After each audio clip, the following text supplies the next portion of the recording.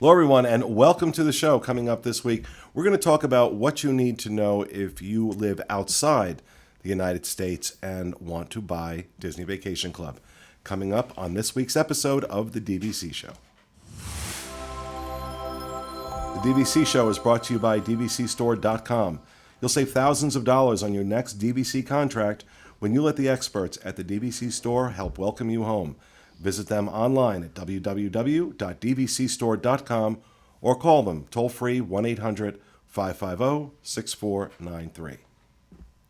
Hello, everyone, and welcome to the show, coming to you from the Bob Varley Studio in Orlando, Florida. I'm your host, Pete Werner, joined at the table this week by my good friend, Sean.faulk. Hi.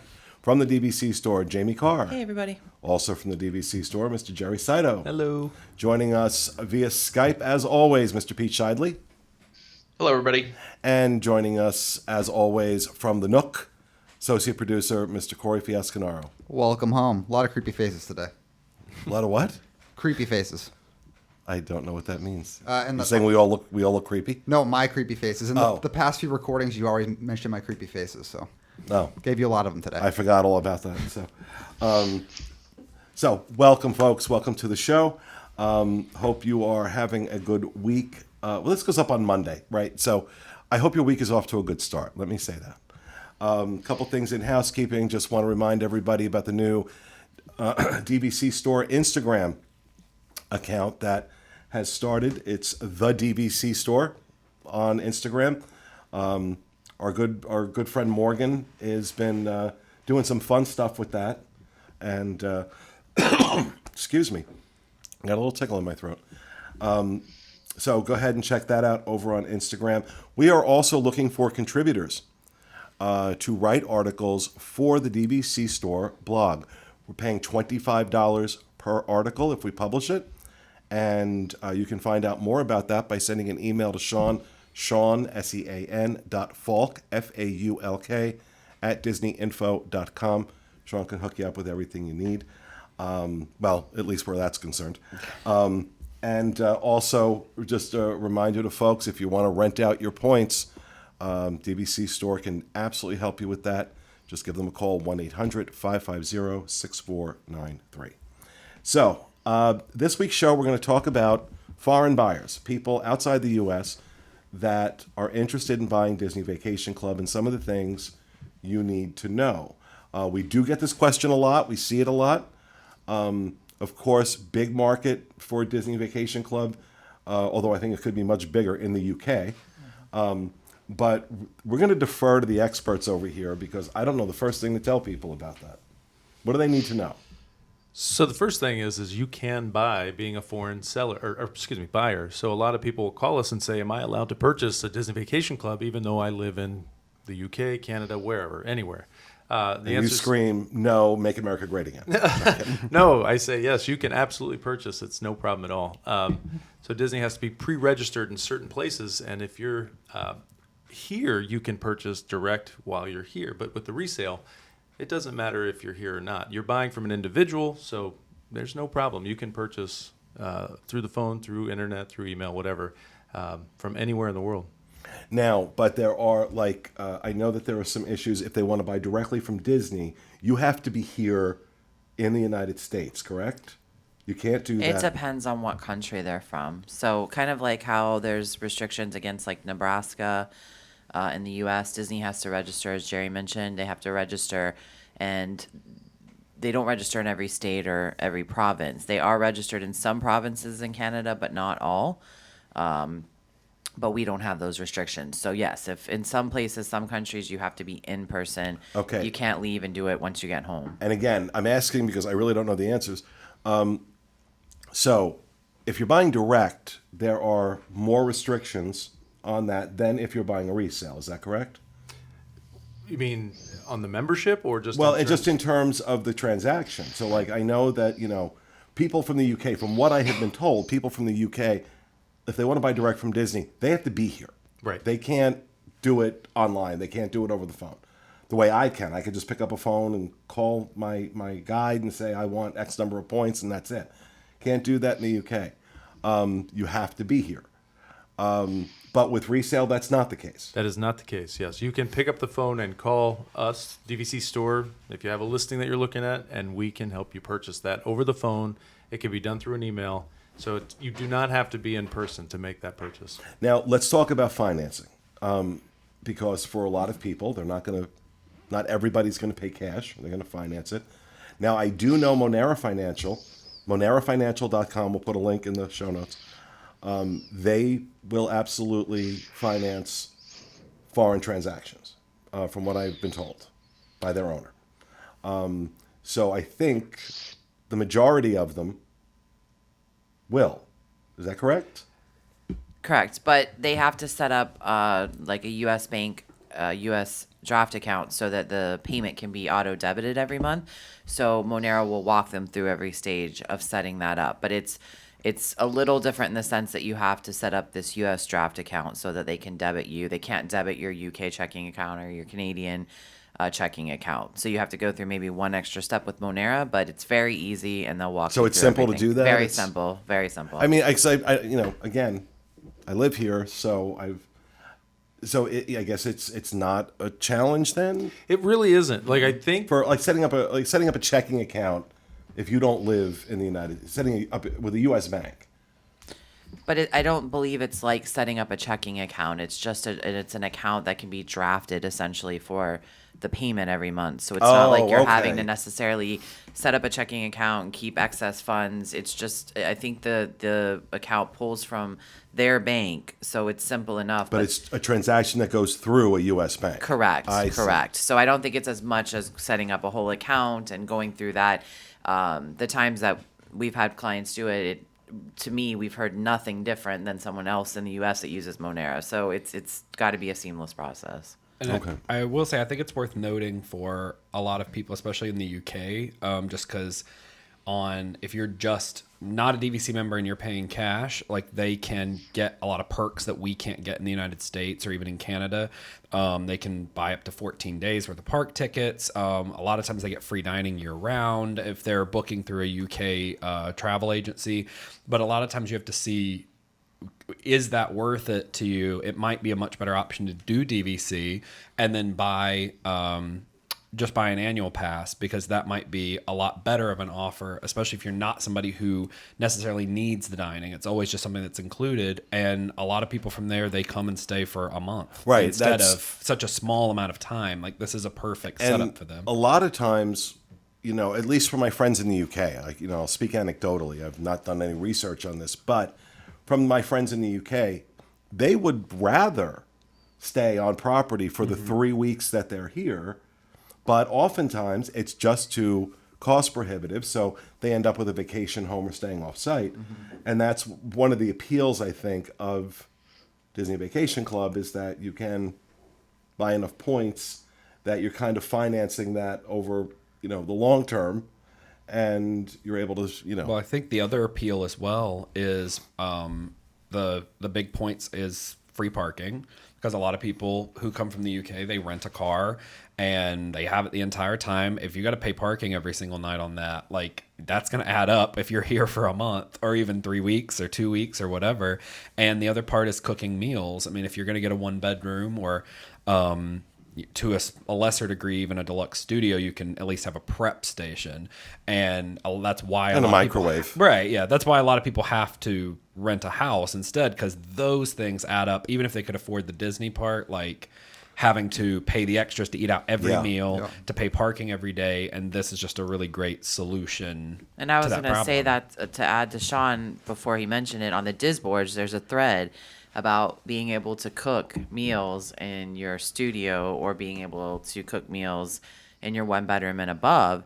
And most of the contributions are obviously people staying long time, for long amounts of time, are like UK or European people. So that right there eliminates, again, there's a need for people to be able to cook. That's why they rent the offsite, or at least prep some of the meals, not every one. Yeah, I saw the thread you're talking about on Disboards, and it is like deluxe studios, and people like bring their crock pots and stuff, and they're like, so like, and there's a whole page on there that's just like recipes that people like share, and they're like, I get my groceries delivered, and that's, and then this is what I cook, and this is how we cook whenever we stay, because they stay a long time. Same with people coming from Australia and New Zealand. We have a pretty big following there as well, but comparatively for how far away it is. So it works out really well because they also come from compared to our following from Micronesia. Correct. Yes, but compared to like other areas, You would be surprised how many following. Australian DVC owners there are. Yeah. We've sold 2 and sold 4. It is interesting trying to call them because you're like, okay, is it yesterday? What time is it Yeah. there? I better shoot them an email. Yeah. Now there are other considerations when it's a foreign seller. Correct. So let's talk about that a little bit. If you live outside the U.S. and you own DVC and decide to sell it, there are some considerations on that end. Correct. So basically there's a tax called a FERPTA tax. It's a foreign real estate investment tax. So if you do sell a property within the United States, it's timeshare or home or whatever it is, there's a 15% withholding that the U.S. government charges that seller. And it's basically something that's held, but it can be reclaimed after closing, but you just have to use a FERPTA specialist, an accountant basically, to help you recoup that money. But the government will withhold when you sell it, and then you just have to reclaim it. It usually takes 6 months to get the money back, but it can be refunded after closing. And these are this is why we tell people, if you're looking for when you're looking for a resale, if you happen to see, because you guys will mark that this is a foreign seller, that's pretty much not a guarantee, but as close to a guarantee as you're going to get that it will pass right of first refusal, because Disney does not want to deal with the FERPTA paperwork. Yeah. Because it's a little bit of a pain. So that's how I got my beloved Boulder Ridge at $89, 250 points at Boulder Ridge for $89 a point. I still get giddy when I think about that. To add to that, though, that was a foreign seller. if you see that notation and you're interested in that listing, just understand that at closing, you're going to have to provide your social security number. So in a typical transaction where you're a U.S. buyer and it's a U.S. seller, you do not provide your social security number as part of the closing. But if you're buying from someone that's an international seller, you have to on the final paperwork. It doesn't come to us. It goes to the title company. Title company sends it to the U.S. government. It doesn't go to the seller, but that's an added step. And the reason we added that notation was 100% so that people knew they have to give out their social security number as part of the closing. Some people think that's typical anyways, but it isn't. And to add to the foreign buyer part of it, if you're a foreign buyer and you decide to buy from a foreign seller, you have to register for what's called an ITIN, or individual taxpayer ID number, to be able to buy from that foreign seller, because you're both non-U.S. resident. So the FERPTA specialist Jerry mentioned can help the buyer apply for that number for a small fee. And if you're ever going to sell the property, you already have the number, so we encourage it. Don't be discouraged that you're a foreign seller or buyer buying from a foreign seller, but you're going to have to go through one additional step to get that number. Okay. Yeah. And we provide the people to help you get these steps taken care of. So it's Right. You're not just sending them a document saying, Yes. figure it out on your own. right. We help you. Peter? Are there any countries in which you absolutely cannot buy DVC that you are aware of? Nebraska? No I'm kidding. No, we've never run into that problem. I mean, we've sold properties to the Middle East countries and had no issues whatsoever. I mean, Egypt. I mean, I can name dozens of countries all over the world, never had a problem. Okay. Micronesia. North Wow. Korea. Actually sold one to Malaysia, and we never spoke because of the time difference. It was all done through email. The entire closing, from emailing on the listing to closing, we never spoke to the buyer. It was all done through email. So if you think it's any more difficult, it is absolutely no more difficult. We will accommodate every way that you need to be accommodated. And you guys do have an agent that speaks Spanish as well, in case somebody out there knows somebody that's like, well, maybe they would, but like we'd have to translate and all that. Like, someone can do that. We do have a Spanish-speaking agent. Yep, that can help. Yeah. And that's good for sellers as well, because sometimes sellers don't know if they call, if they're going to be able to go through the process of if they're predominantly Spanish speaking. So don't be put back by that either. What We can help. What happens if? Because I mean, I know with Monera, it's not. It's like a credit guaranteed kind of thing, but they can check your credit as well as everywhere else. Like if I live somewhere else, I don't have a U.S. Social Security number. Like how would they check my credit? Well, okay, so with Monera, they don't. I mean, now you can do a traditional credit check to qualify for a lower interest rate. So if you want to get the 9.9% interest from Monera, you have to go through a regular credit check. If you qualify for it, you'll get the 9.9. Other than that, it's, I believe, 10.9, 11.9, and 13.9 or something like Correct. that. It ranges with no credit check. So they with don't. no credit check. So it doesn't matter. The reason they do that is because they know the value of the property. This is the best argument for DVC that I could think of. This finance company knows that this property is going to hold its value. If you default, they're going to be able to sell that contract and recoup their money. Right. So that's why they can do it. But that's what I'm asking as far as a foreign buyer goes who doesn't, how can they check their credit? They don't have to. So I mean, Monera only offered the credit check in the last couple of years, I Yeah. believe. Right, yep. Okay. So it was always no credit check. So they're treating it's across the board. They'll treat it the same as a buyer in the U.S. that doesn't want their credit checked. Okay, Yeah. so you would have to go through. I think you would that. have to Yeah, with I the don't- higher interest rate because they're not going Well, no, I'm just saying you would have to go through Monera because anywhere else would check your credit. So Correct. Right. Correct. Yep. Yeah, I guess so. Okay. I guess so. I hadn't thought about that, but yeah. Yeah, they're the option for foreign buyers Okay. for financing. Yeah. Yep. I mean, honestly, I've used them. I can tell you, everybody looks at that and thinks there's something shady about it. Nothing shady about it. It's totally 100% above board, legitimate, and it is so painless. Well, that was the biggest negative I have about Monera is it's too damn easy. Okay, it's too damn easy to go ahead and put in, this one looks really good. And you got it, right? There's no credit checks. They don't decline you. You will get approved. And again, if you're, going to be aggressive with your payments, 10.9% isn't ridiculous. Obviously, if you, do something like a refi on your home, or you pull home equity where you're getting maybe 3 or 4%, that's certainly ideal. Of course, the best option is just to pay cash for it. But in cases where that's not possible, Monera is a great option. Monera is a great option. I have a few contracts with them, and I can absolutely recommend them. And to add to that, you ask about extra steps. So with Monera, you do have to get documents notarized. So just be aware if you're in the UK or you're in Canada that a notary isn't typically like for us, that you're not going to the UPS store.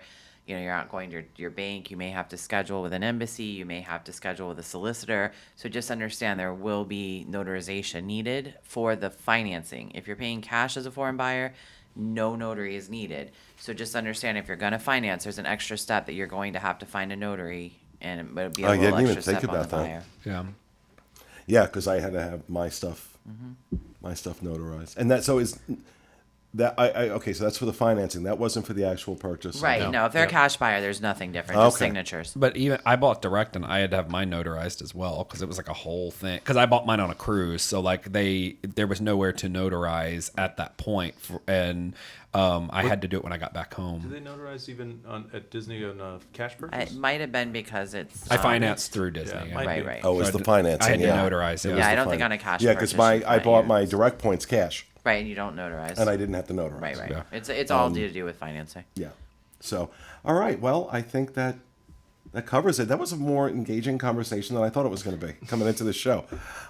So nothing against you guys. It's just Thank you. It was something I'd floated for a bit where I was like, we need to do foreign buyers. And like, we're like, There's oh, a lot. But we really do There's because a we lot- do get yeah. a There's lot to of. know. Yeah, I mean, Yeah. We get a lot. I just of felt like I questions. was over here going, well, I live near Canada. How can I contribute? Yeah, I think that people just don't know. Like they think not they're aware. told by Disney that they have to be present. They can't purchase. So Yeah. be aware you can purchase. Just give us a call. All right. Well, that's going to do it, folks, for this week's episode. We hope you enjoyed it. We will see you again next week with another edition of the DVC Show. Have a great week, folks.